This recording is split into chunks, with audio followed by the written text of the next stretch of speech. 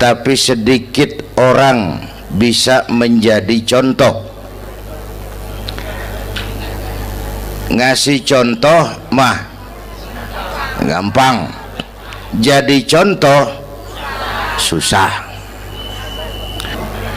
Karena beliau manusia. Laqad ja'akum rasulun min anfusikum. Kalau kambing disuruh nyontoh ayam, yang nyuruh nyontoh kagak punya pikiran. Ya, kagak level. Kambing mah nyontohnya kambing, kebo nyontohnya orang, nyontohnya orang. Makanya Nabi kita orang, bukan malaikat, bukan jin, bukan dewa, manusia. Kalau manusia disuruh nyontoh manusia, itu perintah masuk akal, predispositionnya sama. Kalau disuruh nyontoh malaikat mah ribet kan. Malaikat bagaimana nyontohnya, dia mah tidur kagak, makan kagak, sama duit budeg, sama perempuan kagak open, lah susah nyontohnya. Ya, Superman tuh biar hebat nggak bisa dicontoh Superman, bagaimana terbangnya, lagian pakai celana dalam di luar ban, nggak bisa dicontoh Superman mah. Nabi kita manusia utuh, cuman sungguh pun manusia, kualitasnya beda. Ini namanya basyarun la kal basyari, manusia memang, tapi jangan samain, bobot bibitnya beda. Contoh, kita nih manusia, kita tidur. Nabi kita manusia, beliau tidur. Tidur Nabi, tidur mata doang, hatinya nggak pernah tidur. Tuh bedanya sama kita tuh. Tidur kita keblek, asal tidur habis-habisan. Lagi kita manusia, kita keringetan. Nabi kita manusia, keringetan. Keringet Nabi harum wangi, bau minyak kasturi, zaman belum ada parfum. Keringet kita udah rasain aja masing-masing dah, jangan pakai dikebet udah.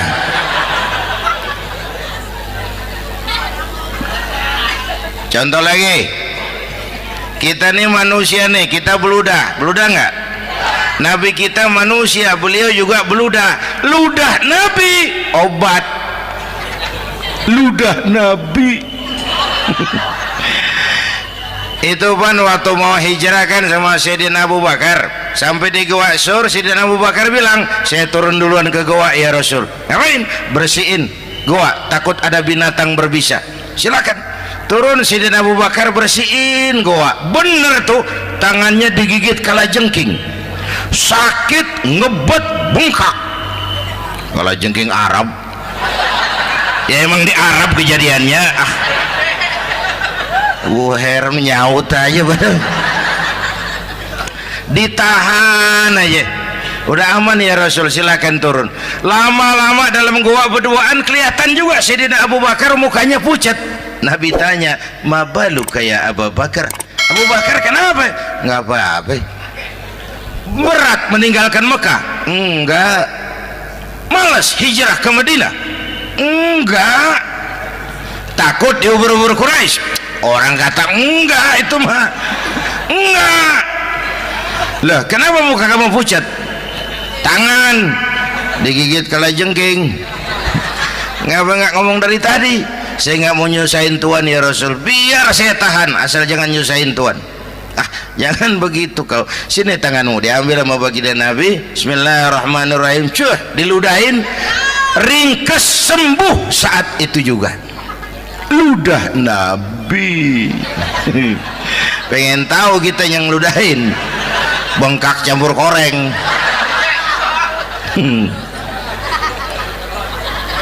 Satu tuh alasannya kenapa Nabi dijadikan contoh, karena manusia. Kalau manusia disuruh nyontoh manusia pasti bisa dong ya.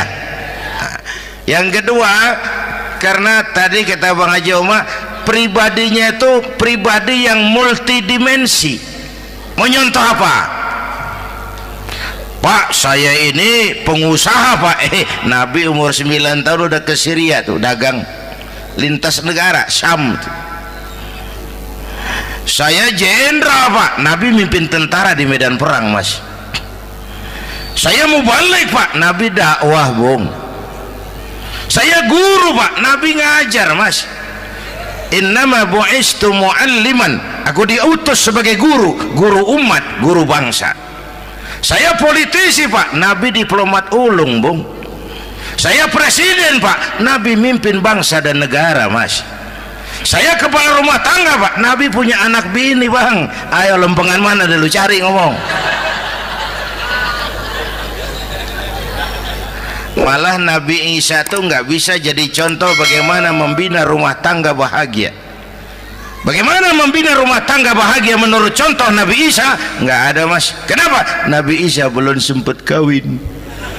Ya Nabi Isa belum sempat kawin. Ada pengikut Nabi Isa menyangka nggak kawin ajaran Nabi Isa, pada ngikut lagi nggak kawin. Tuh pastor tuh mubazir. Nah, orang dikasih perabotan. Bang bener, saya kalau dalam Islam kiai kagak boleh kawin, saya pilih berhenti jadi kiai. Kalau kagak ada giro-giroan, botak rambut.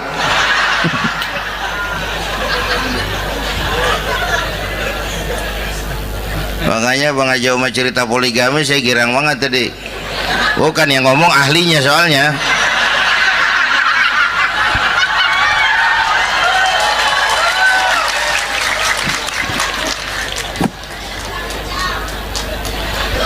Dadah gitu aja deh ya.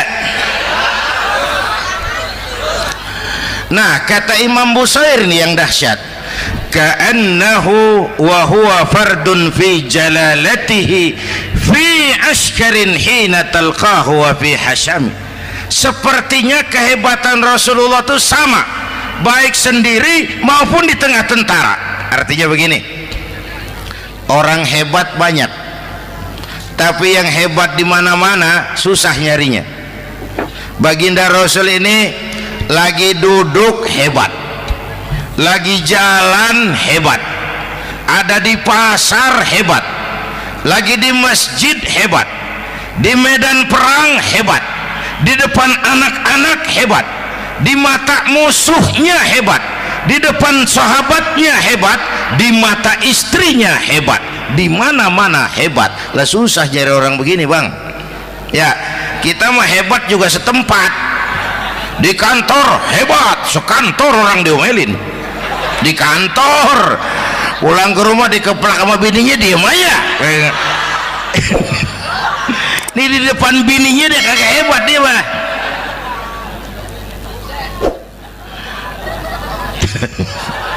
Oke, lalu kalau begitu soalnya apa yang mau kita contoh? Saya sampaikan 3 aja.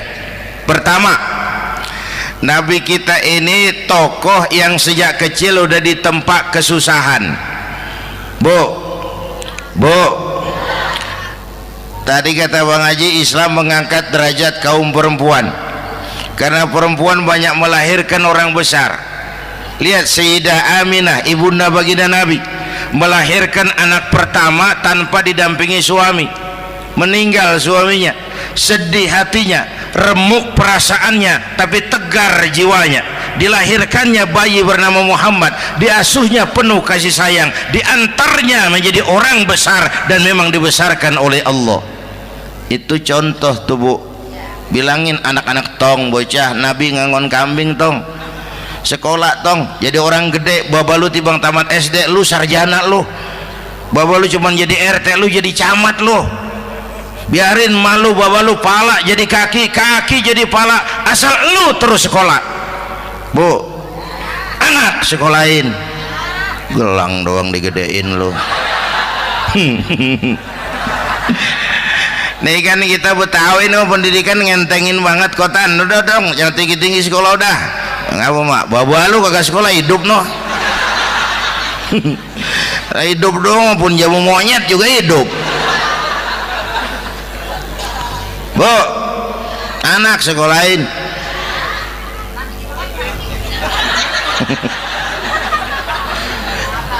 Mahatma Gandhi, oh kecilnya begeng ceking cacingan leatim, emaknya tuh Gandhi sekolah nak, Gandhi belajar nak, Gandhi jadi orang besar nak, kalau perlu belajar ke Inggris biar Inggris menjajah kita, nggak apa-apa kau sekolah ke Inggris tapi jangan jadi Inggris nak, jangan pacaran sama bule, jangan sentuh minuman keras. Gandhi jadi orang besar. Mahatma Gandhi tumbuh karena dorongan emak. Mak udah yatim. James Watt, Kang Bandrek, emaknya tuh yang dorong tuh jadi orang besar. Belum lagi perempuan yang jadi besar. Di Indonesia ada Kartini, di Jawa Tengah ada Dewi Sartika, di Jawa Barat Dewi Sartika, di Bengkulu ada Fatmawati Soekarno sang penjahit bendera merah putih, di Aceh muncul Laksamana Malahayati, disusul kemudian oleh Cut Nyadin, baru kemudian muncul Cut Koko, Cut Meme, Cut, ya udah tak cut lain dah.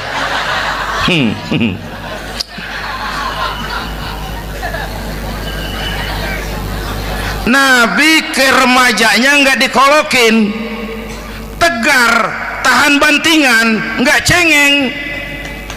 Begini bang, kalau bahasa kita nih, bahasa Betawi nih, orang mah bang kalau udah biasa susah ketemu susah nggak kaget udah. Ya kita Betawi kan mah susah udah nukangin. Susah mulu. Saya santri nih biasa makan kangkung, datang ke rumah temen dikasih kangkung, makanan gue ini mat, dikasih daging ayam lah nambah, emang apa? Orang mah kalau biasa susah enak nggak kagetan. Saya santri biasa tidur di masjid, disuruh nginep di hotel lah pules nggak? Tapi yang biasa tidur di hotel suruh nginep di masjid encok. Makanya kemarin tuh waktu menteri-menteri baru dilantik tuh saya ngarepin tuh mudah-mudahan nih menteri ini begitu dilantik bacaannya nawaitu sauma ghadin. Lu pada niat puasa dulu dah, entaran. Puasa kan bukan kagak boleh, nunda doang, nunda puasa mah. Tempe boleh maghrib, tahu boleh maghrib, air kelapa boleh maghrib. Lu menteri pada mau naik mobil mewah boleh ntar kalau ekonomi udah mendingan, rakyat udah pada legaan napasnya.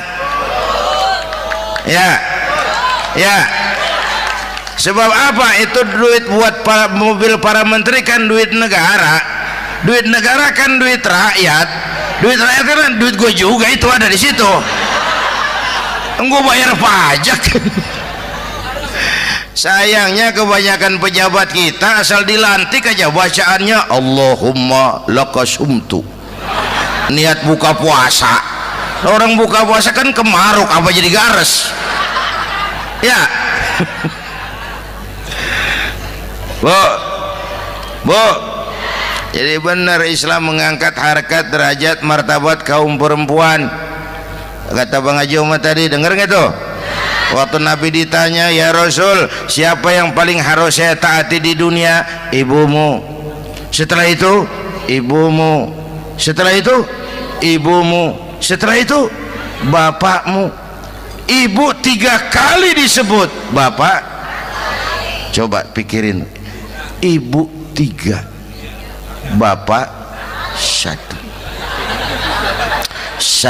bapak.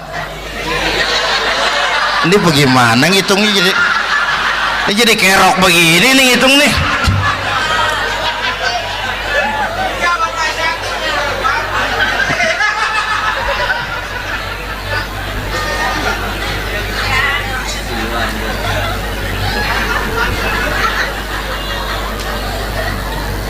Jangan takut ngadepin susah, hidup nih keras, kerja keras, perseringat banting tulang ya Bu. Satu, Yang kedua, contoh dari Nabi, orang yang paling bersih hatinya Rasulullah, orang yang paling baik akhlaknya Rasulullah, orang yang bahkan sudah dapat jaminan ampun dari segala dosa Rasulullah. Tapi orang yang kalau sholat malam sampai bengkak kakinya karena rajin sujud Rasulullah. Aspek ibadah. Apaan? Hei, diam-diam giliran gue ini ngomong.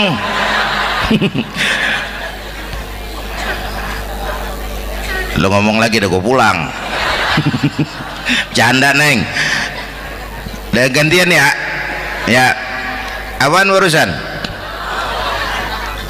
Orang yang dosanya udah dapat jaminan ampun, kalau salat malam bengkak kakinya karena rajin sujud.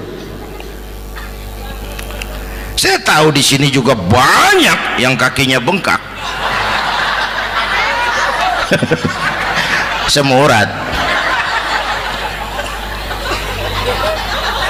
Oke. Kira-kira 3 minggu yang lalu saya menghadiri haul akbar Syekh Maulana Malik Ibrahim di Gresik, haul ke-609. Dari situ saya ke Surabaya ikut zikir sama keluarga besar Tarbiyatul Qulub. Waktu zikir saya terkejut, ada kalimat yang dibaca ratusan kali menyentak perasaan saya. Kalimatnya sederhana, kita hafalah, yaitu kalimat ana Abdullah. Dibaca ratusan kali, ana Abdullah, ana Abdullah, ana Abdullah, ana Abdullah. Buat saya itu menyentak karena memperteguh komitmen saya hamba Allah, saya hamba Allah. Ah, itu mah Pak Zainuddin kan biasa, itu mah kita semua juga hamba Allah. Betul. Ayo kita bikin luar biasa. Saya mau tanya, Bapak, Ibu hamba Allah apa bukan? 3 orang. Ibu hamba Allah apa bukan? Hamba Allah. Kata siapa? Nah, kata ibu sendiri. Kalau kata sendiri pan namanya pan ngaku. Ya, orang ngaku mah boleh dong, tiba ngaku namanya juga ngaku. Cuman diakuin apa enggak kita pan belum tahu. Ngaku mah murah, diakuin mahal. Ya, yang gampang dah. Ibu kenal sama Presiden SBY? Kenal. Presiden SBY kenal sama ibu? Lo ngaku, lo ngaku.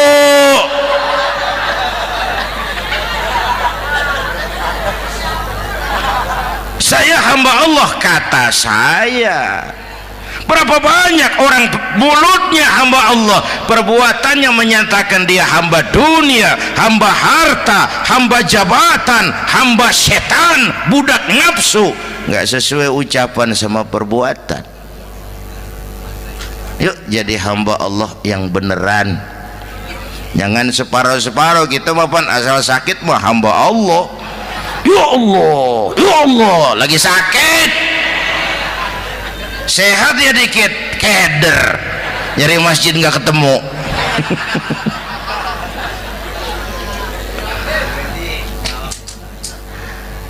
Apalagi kata Bang Haji tadi nih, kita nih kan zaman entertain nih, orang pada pinter bikin bungkusan sekarang Bang.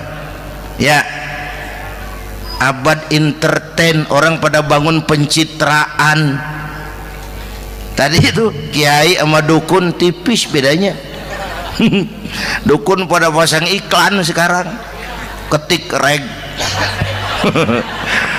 Waduh, sampean lahir hari Selasa, nggak cocok di air, ono di hutan sono.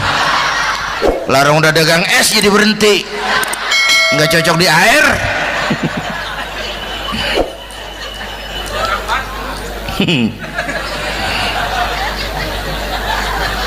Bu, nih zaman nih siapa pakai apa, siapa mau jadi apa kagak urus nih. Bapak Ibu hadirin yang saya hormati, dan masyarakat kita ini kayak daun kering. tahu daun kering? Gampang dikumpulin, susah diikat, berisik, gampang dibakar. Tuh daun kering. Penyakitnya kutil, kurang teliti, cepat heran, gampang kagum. Cepat heran, gampang kagum. Dulu ada tuh satu hari tabrakan di jalan kenceng, buah, korban jatuh belepotan darah, dikerubungin orang banyak. Datang wartawan mengambil gambar dari dekat, susah, orang banyak bener ngerubung. Cari akal nih wartawan, tolong saya dikasih jalan ke dekat korban. Orang nengok semua, saudara siapa? Saya bapaknya korban, katanya. Dia ngaku bapaknya korban. Ya orang minggir semua, minggir, ini ada bapaknya korban. Orang minggir semua, dia maju ke depan korban. Sampai di depan korban pucat mukanya tuh wartawan. Kenapa? Yang ketabrak anak monyet, Pak. Dia udah kedongan ngaku bapaknya korban.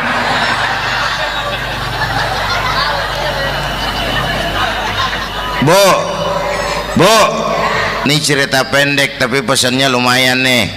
Kalau belum kenal bener mah jangan buru-buru ngakuin, ya. Dia kagak tahu yang ketabrak siapa, main ngakuin aja, saya bapaknya korban. Lu makan lu jadi bapak monyet, sono lu. Makanya jagain kampung kita nih, jangan kemasukan yang aneh-aneh, ya. Nabi palsu, aliran aneh, ya ini bid'ah, itu bid'ah kuno yang kayak begitu. Capek kita ngurusin begitu, udah kelewatan, ya. Yang tahlil mah terusin, yang kagak suka nggak apa-apa, cuman jangan ngomelin yang tahlil. Orang tahlil juga pakai dalil. Yang mabok masih banyak, yang tahlil diomelin. Kita nih kayak kurang kerjaan, akhirnya rame turu-turu kita. Padahal yang harus kita kembangkan kan rukun antar umat seagama, rukun antar umat beragama, rukun antar umat beragama dengan pemerintah, kata Bang Haji Omar tadi. Rukun antar umat seagama, turu-turu kita muslim nih kudu rukun. Beda pendapat boleh, marahan jangan, ya. Tangan kanan sama tangan kiri juga beda, cuman rukun. Asal kiri gatal nih, kanan kagak diundang, dia aja datang aja nggak rukin. Nggak ada kiri gatal kanan ngomel, lu garuk aja sendiri, nggak, dia mah akur, ya Bu.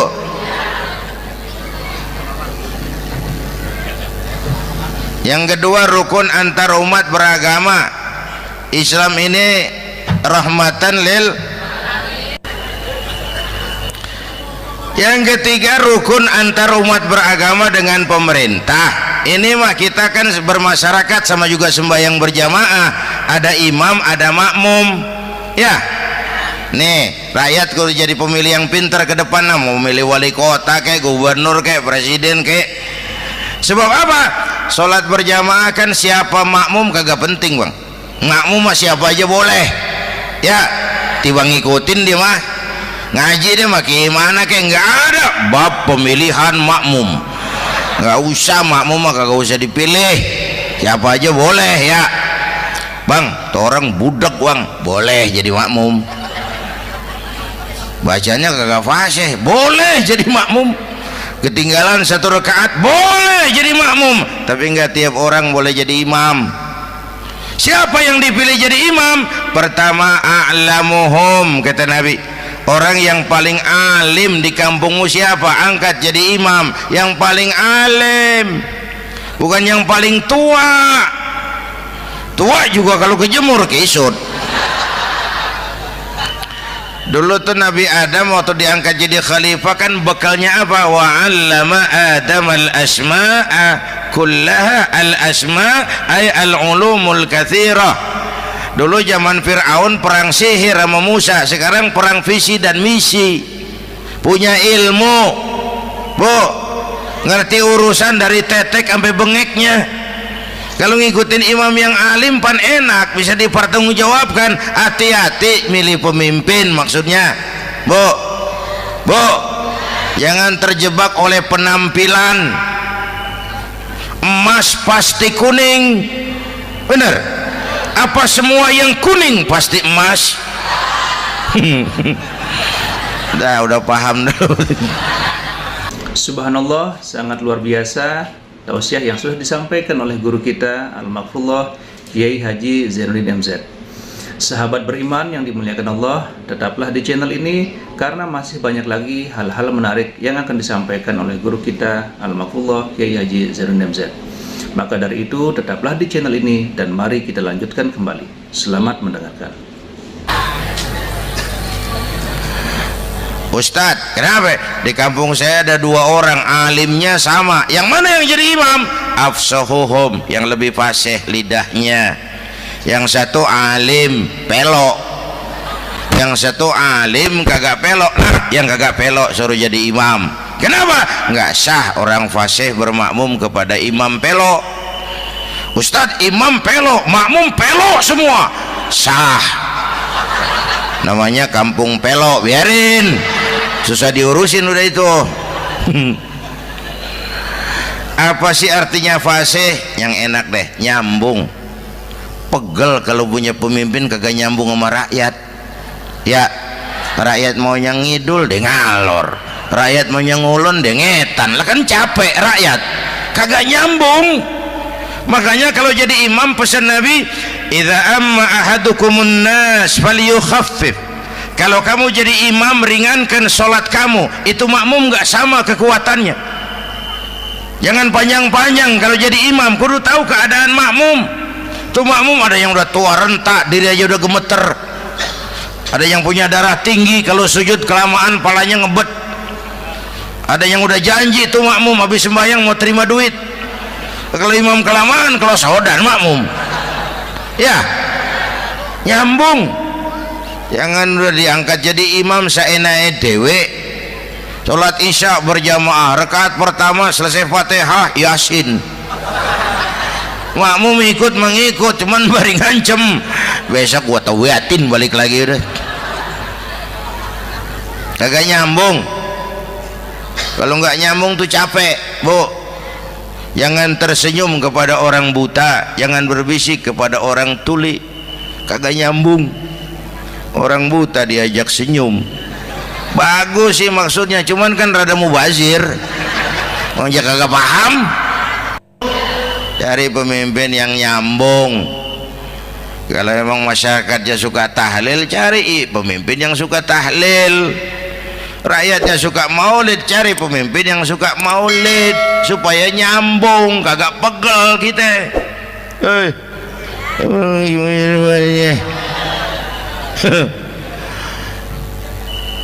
Bapak Ibu hadirin, saya balik urusan kita. Nyontoh Nabi ibadahnya luar biasa. Bu, kita ini perlu Allah. Kita ini perlu Allah. Semua kita perantau di bumi Allah ini. Perantau pasti pulang.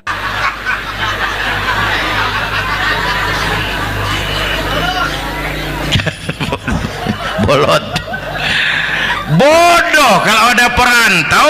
Dia sadar dia perantau tapi nggak pernah mikirin pulang. Lebih bodoh lagi mikirin pulang tapi nggak nyiapin bekal.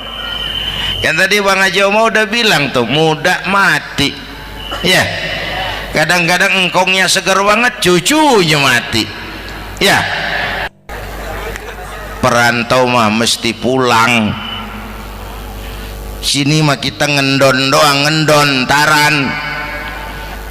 Mula-mula pan Bang, kita mah tinggalnya jauh di alam arwah. Dari sana pindah ke alam rahim, alam kandungan emak nih. Pernah tinggal di situ 9 bulan tuh. Ada yang 2 tahun, yang keluar udah kumisan. Kelamaan ngetemnya itu.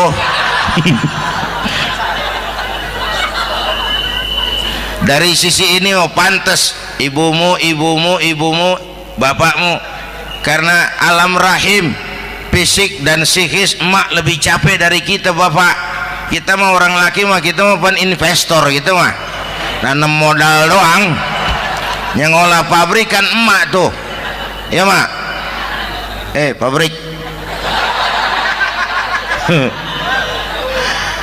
anak-anakku remaja, pemuda yang hadir, Masya Allah, emakmu, emakku, emak kita semua nih, dari mulai ngidamin kita udah kita seksa nih emak nih, dari mulai ngidamin kita udah kita seksa emak nih, muntah nggak urus.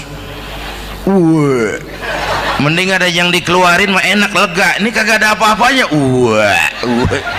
Bener mak, yang dipengenin yang kagak musim lah kan setengah mati lagi urusan. Tengah malam pengen megang pala kereta, lu jorok bener lu, gue heran.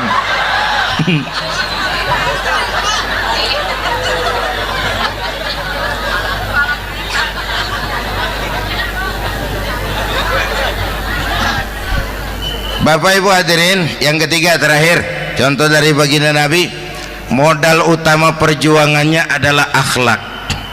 Memperbaiki akhlak, pakai akhlak. Rasulullah ngajak, bukan ngejek.